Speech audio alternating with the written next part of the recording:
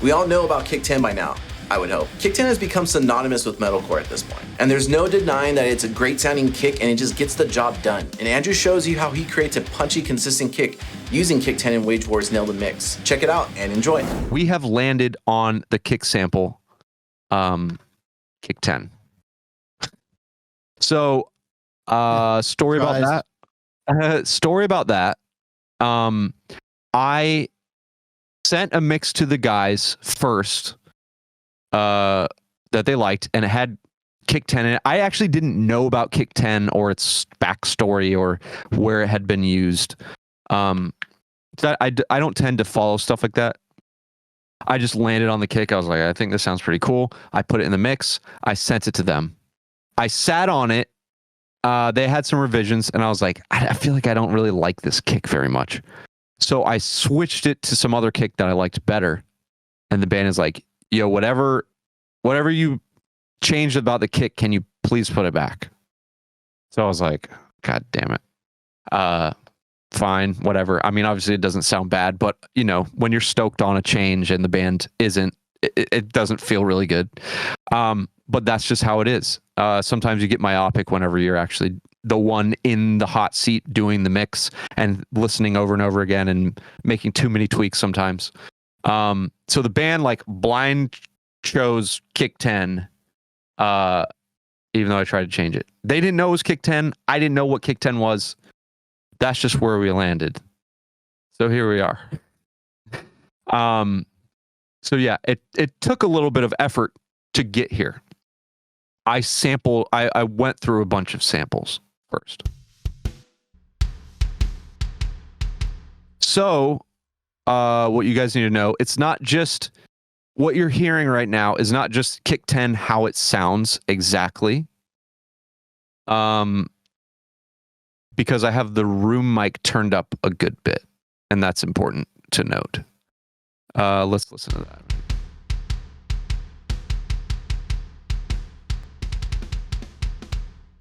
So that's Kick 10 with the room mic turned up a good bit.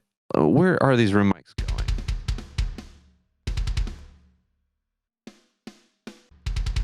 Yeah, okay, so the room mic is going bleed route. There we go. So the room mic is also going to this kick bus, which is very important to note. I think a lot of people may not know, like, hey, where do my room samples go? Are they going to a separate bus altogether? Are they being processed with the sample? That was definitely something I wondered for the longest time. But I love to process overhead samples and room samples with my samples if I can. Somehow it makes it sound more cohesive when you compress it all together. And you can notice it a little bit more, but it doesn't stand out so much that it sounds like a separate sound, if that makes sense. So let's see what the heck I did to it. We started by a phase flip here. So this plugin is a phase flip and a volume adjustment. Let's see if I can figure out why I did this.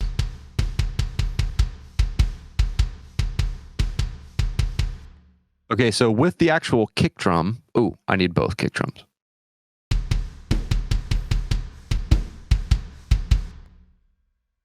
So this is a perfect example of a phase a problem that you'll definitely run into. So just so you know, right now I'm going to be listening to my sub only.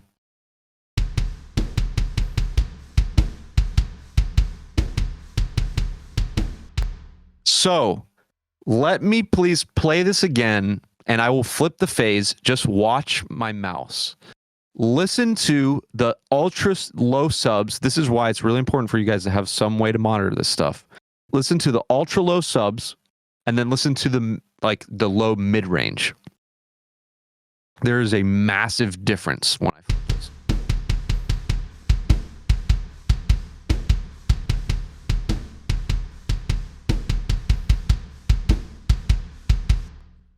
That's a big difference. So whenever I have it like this, where it's the phase is out, it favors the ultra low subs, and that's the choice I made for this mix. I could have had it the other way, but I'm noticing that on my sub, I'm not getting those really girthy lows. So which one is right and which one is wrong? There's not a right answer. It's whatever you're going for. So without even touching EQ, just flipping this phase has made the sample sound completely different. So keep that in mind when you're choosing samples. In and out of phase for a snare is usually more obvious. It's either like way messed up sounding or you can't really tell a difference. For a kick drum, it's almost like you're choosing between the punchy low mids or the super low subs. That's what I'm noticing as a problem. So I just made a choice. You could try to go for a different sample if you want something that's more in phase with your actual kick, but you don't have to do that. It's all a creative process. That's the beauty of it. You can do whatever you want. All right, so this is just the built-in Pro Tools distortion. Let's see what we got going here. Let's just only listen to the sample right now.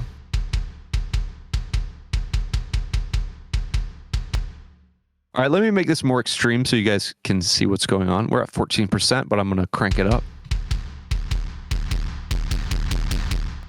So that's just a mix. That's not the amount of distortion. So basically what you're hearing is a mixture of that crazy squash sounding kick drum and just the sample with this. And it will bring out the rooms a little more. It adds, I mean, it's not that much, but it adds just a little bit of energy to the like the mid-range and the high end a little bit. It kind of more than anything, I'm hearing it bring those rooms out just a little bit, which is a cool trick. You can do stuff like that on a snare drum as well. You can put that on anything where you're just kind of mixing in a little distorted thing. Different than compression, different than EQ. It's a different vibe. Give it a try. All right, one of my favorite plugins here. We got R-Bass. I know you love that one. Yeah, we have the frequency focus at 80 hertz. Let's see what this do. I'm going to turn this down. Even when this plugin is on, there's a difference.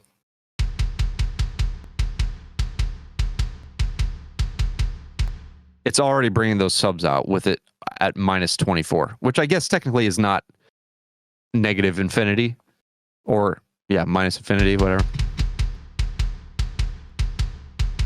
So you can hear that it's making a difference. But we have this boy cranked at 13.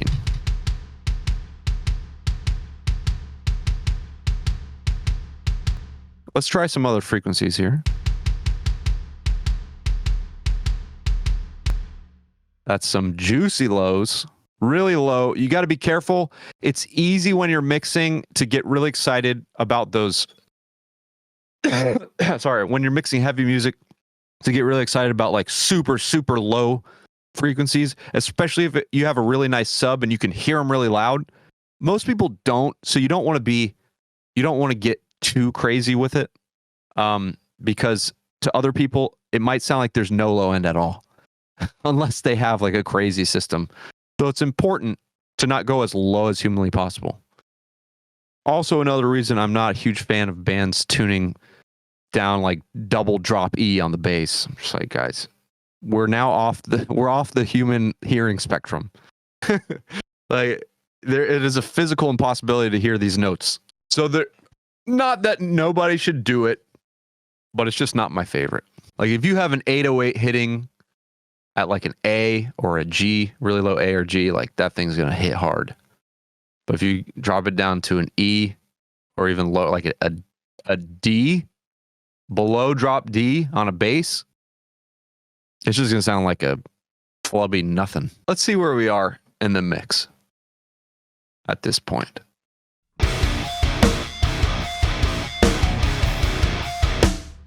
Hold on, let's mute that sample. It's getting a little little better. I need more definition. I need more oomph. We're not there yet. Definitely not there yet with the kick. This is one of my favorite plugins as well. I've used so many different transient designers. There's something about this one. I don't know what it is. I am using other ones like Smack Attack by Waves. Yeah, I am using Smack Attack by Waves, but there's something really cool sounding about this. Just try it out if you have it. It's TransX Multi by Waves. This is just boosting. So see if you can notice this. This is definitely a nice tool for when you need something in an aggressive mix like this. So let's listen to this sample when I play it with this on. This is boosting the low mids just for a small duration. You can see over here on the right, it's 47, I'm assuming milliseconds. And then the release is 16 milliseconds. So that's the amount of time that it's actually affecting the sound.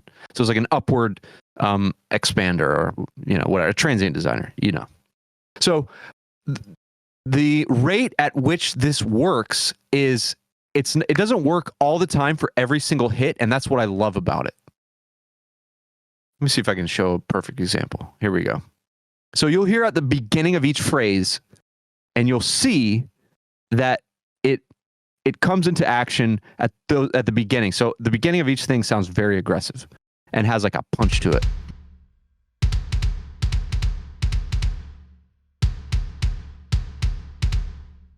So like the beginning of those phrases, you can hear and you can see that it's just like giving you a bum, bum, bum, bum, bum, bum, bum. You know what I mean? Without it, those dynamics aren't there.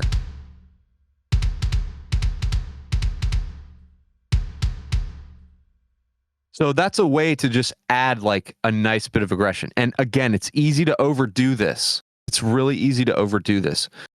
You only need to be able to feel that it gets louder at the beginning each time. It doesn't have to smack you in the face every time. You just have to feel that it's ba-dum-da-dum, ba-dum-da-dum, ba-dum-da-dum, and not ba-da-ba-da, ba-da-ba-da, ba-da-ba-da. You know what I mean? You just need to feel that little bit of aggression.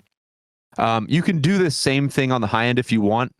I do that on snares sometimes as well, but yeah, this one is pretty cool. All right, so the EQ.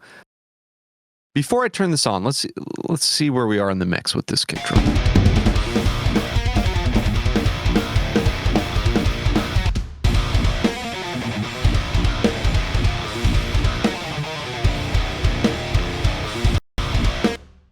We could definitely use some more attack in the kick drum. We are in a metal genre. We have to have a slap on that kick.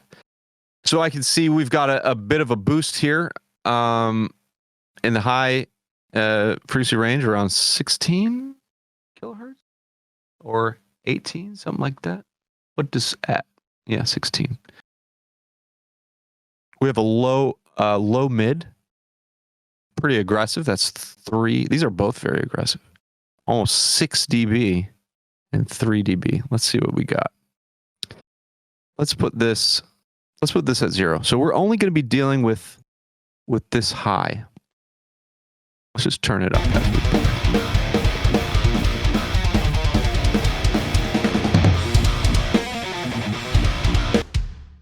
Yeah, this SSL EQ has a nice high end to it.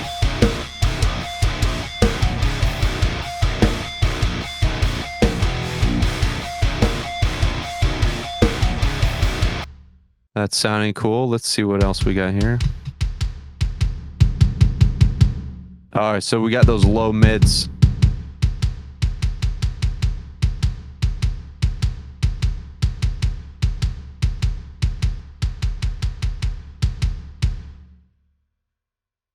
I'm gonna mute my actual kick drum and see what it sounds like.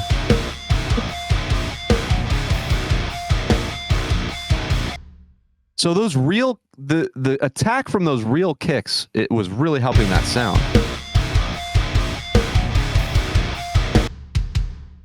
But I'm really liking the low end from just the sample kick.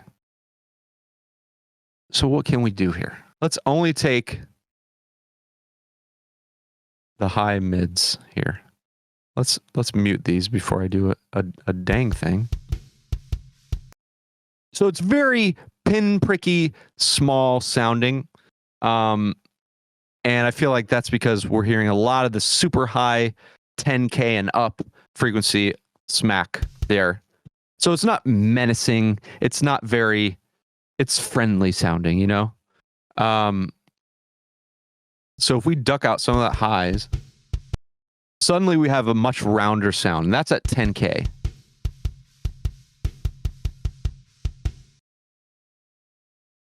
Some people love that super high stuff, and that's fine. You can dial that in all you want. But I like this, like slightly, this upper mid range or lower super highs, whatever you want to call it.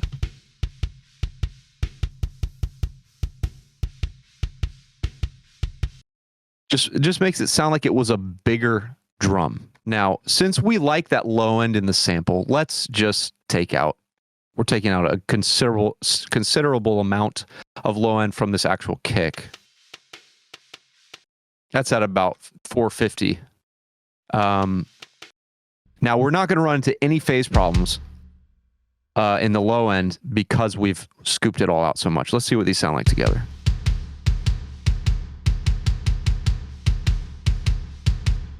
Nice. Now, I really liked the smack of this as well. This was a very different sounding microphone. As you guys know, that's the Beta 91A. Let's hear it by itself.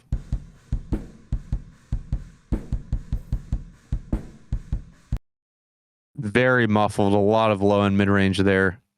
Let's turn this on. So let's scoop out that low end. And boost, we got around 3,500 kilohertz.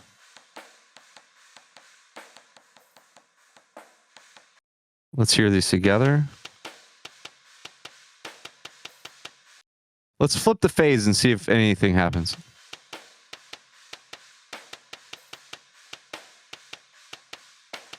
Not really. So we have a nice clicky, not too high of a click. It's a nice real aggression that we got going on with that kick drum.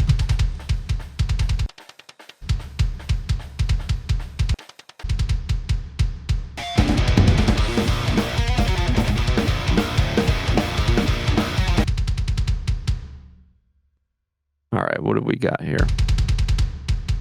So we're boosting the sound of this this kick drum with the L1, which kind of crushes the transients a little bit of anything you put it on. Just when you're using that, be careful.